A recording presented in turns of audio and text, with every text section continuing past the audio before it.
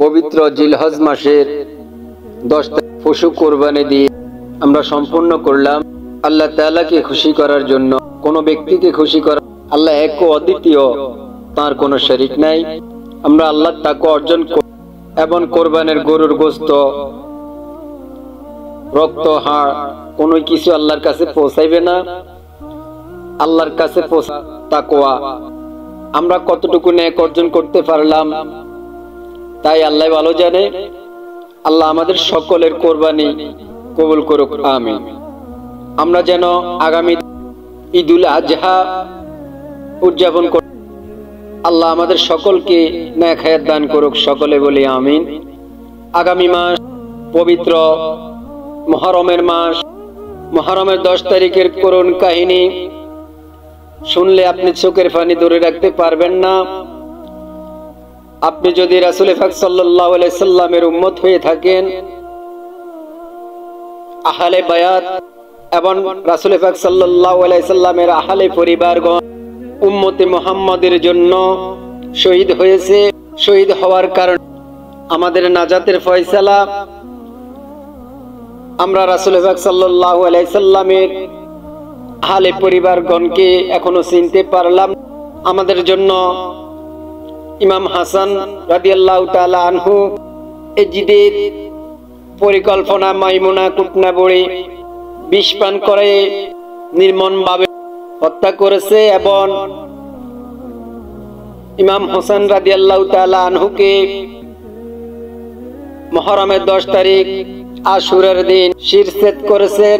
আমি সংক্ষিপ্ত আকারে আশুরার করুণ কাহিনী তুলে ধরলাম। আপনারা সকলে মনোযোগ সহকারে শুনবেন, আমার চ্যানেলটি সাবস্ক্রাইব করবেন আর সকলে আমার প্রতি দোয়া করবেন আমি যেন মুহররমের নতুন নতুন ভিডিও আপলোড করতে পারি।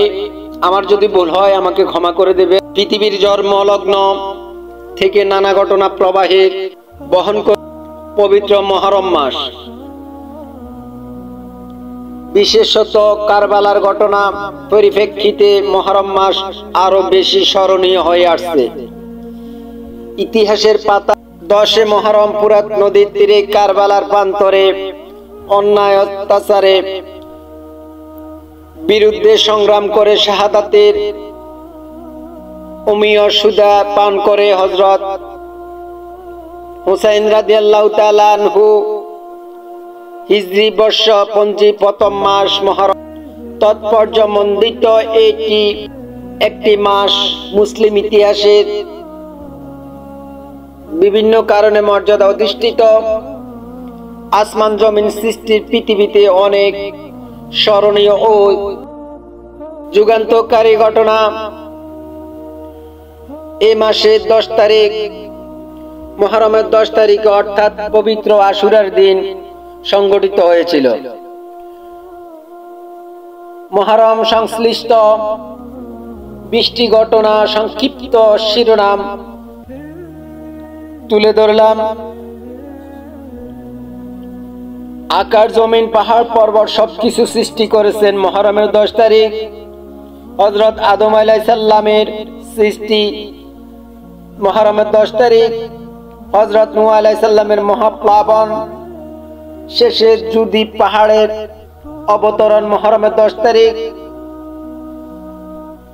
হযরত ইব্রাহিম আলাইহিস সালাম নমরুদের প্রজ্বলিত অগ্নিকুণ্ড থেকে মুক্তি লাভ মুহররমের 10 তারিখ। দীর্ঘ 18 বছর রোগ ভোগের পর হযরত আইয়ুব আলাইহিস সালাম এর দুরারোগ ব্যাধি থেকে মুক্তি লাভ মুহররমের 10 তারিখ। হযরত সুলাইমান আলাইহিস সালামকে পৃথিবীর রাজত্ব দান মুহররমের 10 তারিখ।